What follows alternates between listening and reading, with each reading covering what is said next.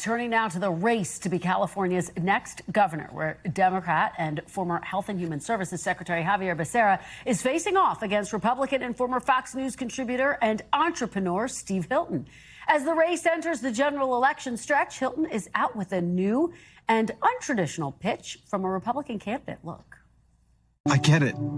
Maybe you hate Trump, MAGA, whatever. But life here has become impossible for anyone who isn't already rich. We are going to fix that.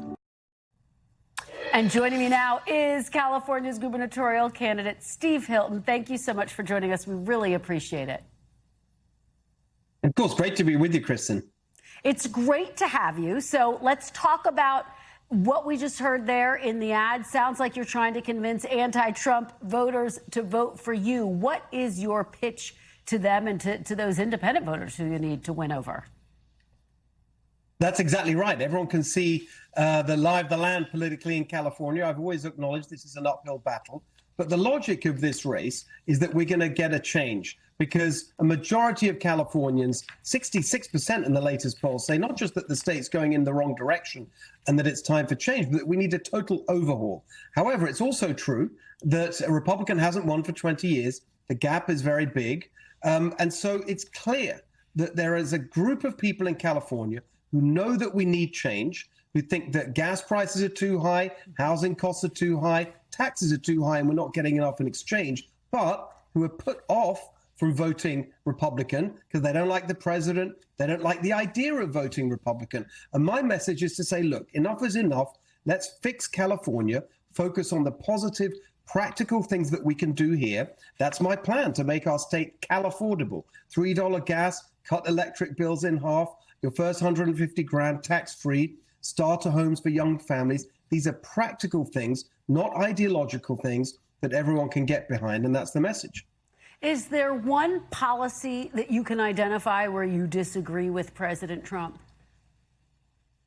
Yeah, there's a number. I mean, one of the big ones. I mean, I don't know if you'd put it in the category of a policy, but I've been asked about whether the 2020 election, which is something that I've been clear when asked whether, who won that election. Biden won that election. Everybody knows that, and so that's a point where I guess you could say there's a disagreement. I've spoken out against suggestions, for example, that were made recently about withdrawing Customs and Border Patrol from California airports as retaliation for sanctuary state policy. I disagree with sanctuary state policy, but I don't think that's a sensible way to go.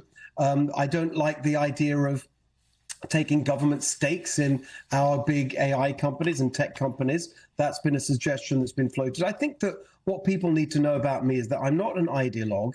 I'm a pragmatic problem solver with business experience, as you mentioned, government reform experience. Prior to moving here in 2012, my wife and my sons, I was senior advisor to the Prime Minister in the UK, leading our domestic reform programs. And so I just think people need to know that I'm going to, above all, stand up for what the changes we need to make in California. But I appreciate and am honored by the president's endorsement. And I've said, I think it's a good thing for Californians to have a governor who has a good relationship with the president and his team so that we can get good results for our state.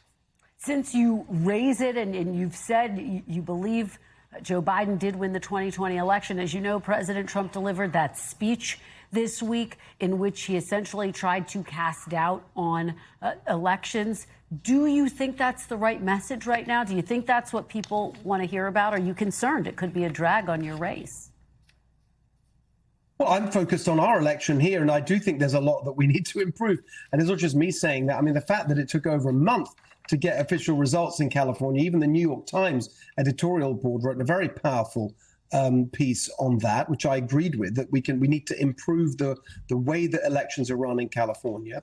I also pointed out that we were very vigilant in my race to make sure to reassure our supporters that there was nothing untoward. And we didn't see anything that concerned us in that way.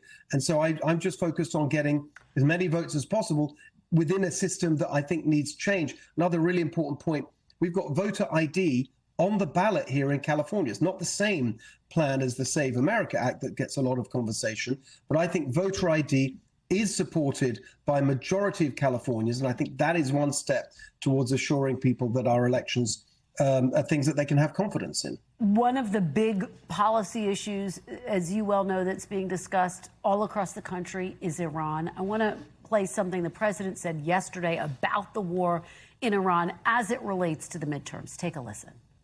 I don't view it as, gee, we're having an election in a period of time. You know, everyone says, oh, I'm doing something before. No, the election, I can't think about that having to do with this. I think people are very impressed. Is that messaging a mistake for President Trump, given that gas is above $5.50 in California? Well, why is it above $5.50 in California to the Democrat policies? The other day, well, and because of the war in Iran, Mr. Hilton, and because of the war in Iran. Wait, okay, gas has gone up about $1 since Joe Biden left office.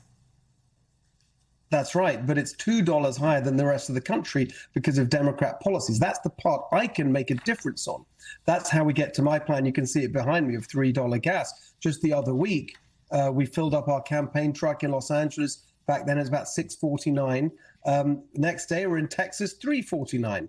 And the Iran war is taking place in a world where both of those prices exist. It's the gas tax in California, highest in the country, and the regulations driven by an environmental agenda that actually isn't even delivering results for the climate. So I think that that's the point. Like, what can I affect as our next governor to bring gas prices down in California? There's a lot. We can bring it. Before the Iran war, you had 40 states in our country with gas $3 or below. I think California, with all our oil reserves that are not being used, should be one of them.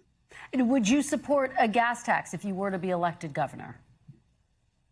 Suspend a gas tax holiday, I should say. A gas tax holiday. Oh, that's holiday. Well, yes, I will be calling on the legislature to do that. That's not something completely in my control. It's just gone up. This is the amazing thing. My opponent, Javier Becerra, is running around saying, oh, the affordability crisis is really bad. Democrats in the state legislature just increased the gas tax on July the 1st from 61 cents to over 63 cents. I think, what's going on? They're just gouging working people who are struggling, you know, small business owners. And so I will be calling on the legislature to do that. By the way, in the primary, there were a number of the other Democrats running for governor who had the same position. So I do think that we'll be able to find some common ground on that after I'm elected.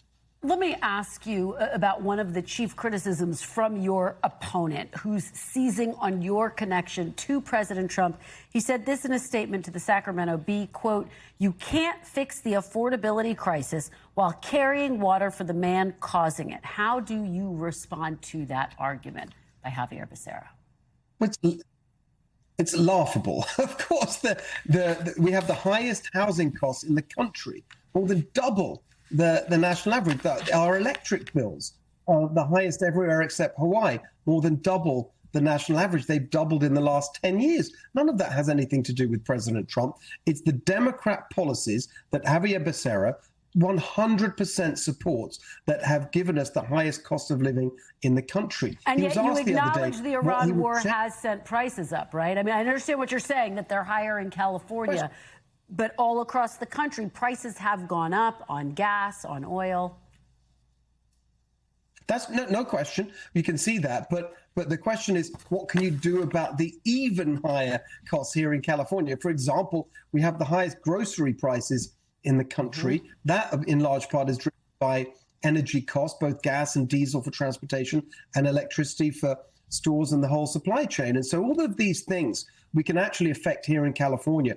And that's what I'm focused on. Positive, pragmatic things that we can do here that command broad support so that we can just restore those basic things we used to think of as the California dream, a good job where you make enough to raise your family in a home of your own, in a safe neighborhood with a good school so your kids have a better life. We used to offer that here better than anywhere else, not just in America, but in the world. That's what I want to get us back to.